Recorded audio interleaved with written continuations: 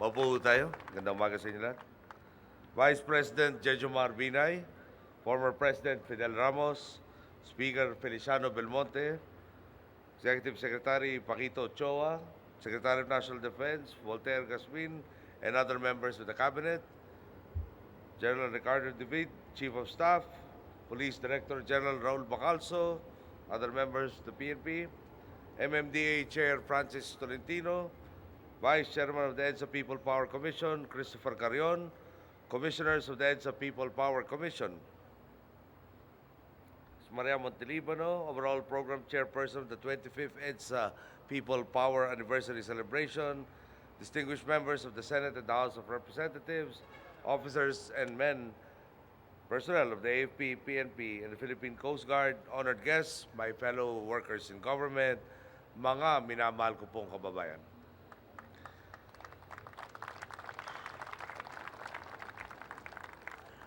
Nang inideklara ni Ginoong Marcos ang martial law noong Setyembre 21, 1972, hindi naman lahat ng Pilipino ay nagimbal sa ideyang ito.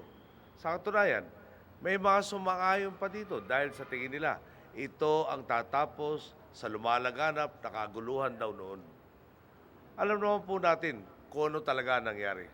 Sa halip na maging maunlad, naging kaliwat kanan ang nangyari patayan. Lumobo sa 25,000 ang mga namundok at sumali sa iba't ibang mga kilusan.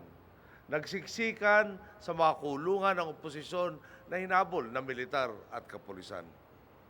Ang dapat na sumasaklolo para sa kaligtasan, naging sila pa ang kinatatakutan.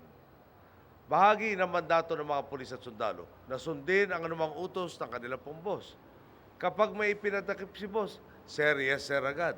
Kapag may ipinasarang istasyon ng telebisyon o radyo si boss, hindi mo pa napipihit ang lipatan ng channel, wala na ang pinapakinggan mong balita. Miski voltage 5 nga po ay pinatulan pa. Namayani ang ganitong madilim na sistema sa loob ng 14 na taon. Nangyari ito dahil nakalimutan na sa anumang sistema, ang taong bayan ang dapat na kinalalagyan ng kapangyarihan. Ang Pilipino ang nararapat na boss at hindi si Ginoong Marcos. Ngunit hindi pumanhid ang ating po mga sundalo at kapulisan. Nagsimula sila magtanong, ginagawa ko ba ito para protektahan ang taong bayan? Ang mga utos ba sa amin ay may mabuting na idudulot? Nakita nila na ang lipunang nilapastangan ng diktadorya ay lipunang saklaw din sila at ang kanilang mga mahal sa buhay. Mas lalo namang hindi manhid ang taong bayan. Ang mga dating tagasunod ni Ginoong Marcos, unti-unting namulat sa katotohanang hindi ang kinabukasan nila ang itinataguyod niya, kundi ang makasariling interes lamang ng kanyang pamilya. Unti-unti, napansin ng mga Pilipinong habang nababawasan ang pagkain nila sa mesa, parami naman ng parami ang mga sapatos sa kabinet ni Ginang Imelda. Nang naging sukdulan na ang kamay na bakal, iisa ang naging tanong ng mga sundalo, ng mga pulis, ng mga madre, ng mga estudyante at ng buong sambayanan. Hahayaan ko bang manaig ang ganitong sistema? Iisa rin ang naging tugon nila, hindi. People power ang naging tugon ng milyong-milyong Pilipino. Nanindigan ng mga sundalo sa kanilang prinsipyo, taong bayan ang boss ko, hindi ang nagpapakasasa sa pwesto. Nagsalubong sa EDSA ang nagkakaisang mithin ng mga sundalo at sibilyan. Dagdag pa rito, pareho nilang kinilala na hindi mararesolba sa dahas ang mga problema ng bayan. Kaya naman, ang dating takot at pagdududa sa pagitan ng ordinaryong Pilipino, sundalo at pulis, ay bumuo ng higit na matibay na pagtitiwala at pag-asa. Ito ang pambihirang pamana ng mga Pilipino sa mundo, isang mapayapang revolusyon. Ang pagtitipon natin ngayon ay patunay na buhay ang pamanang ito sa bawat isa sa atin. Naniniwala tayong sa halip na magkawatak-watak, maaari tayong magkaisa. Sa halip na magnakaw, maaari tayong maging tapat sa katungkulan. At sa halip na matakot, maaari tayong magtiwala sa ating pamahalaan. Ang tanong ngayon, Paano natin mapapanatili ang ganitong matiwasay at nagkakaisang samahan? Ang sagot, responsableng pamamahala at tamang paggugol sa pera ng taong bayan. Sa kasamaang palad po, ayaw mo pong aminin ng ilan, hindi nangyari sa nakalipas na dekada ang dalawang bagay na ito. May mga naging taksil sa kanilang katungkulan, may mga nanlimas sa kaban ng bayan. Kaya naman, todo kayod ang inyong pamahalaan sa pagpapatupad ng reforma upang matugunan ang pangangailangan ng taong bayan. Sakalaw na ang kasundaluhan. Nagbubunga na po ang mga reformang ito.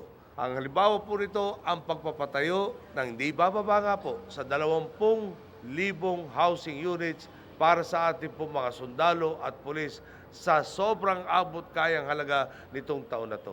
Kung dati ang sundalo ay nagbabayad ng aabot sa 5,000 piso kada buwan para sa upa, ngayon 200 piso na lang ang ibabayad ninyo para sa bahay na kayo mismo ang magiging may-ari.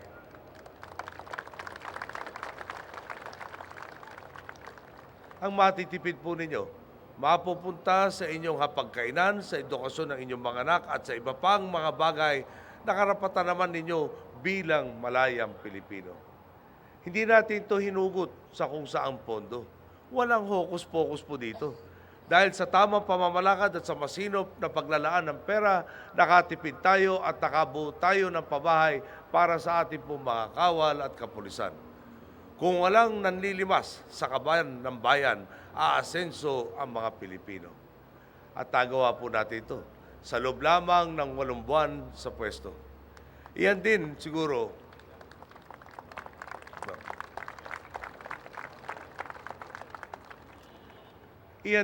ang diwa ng demokrasya.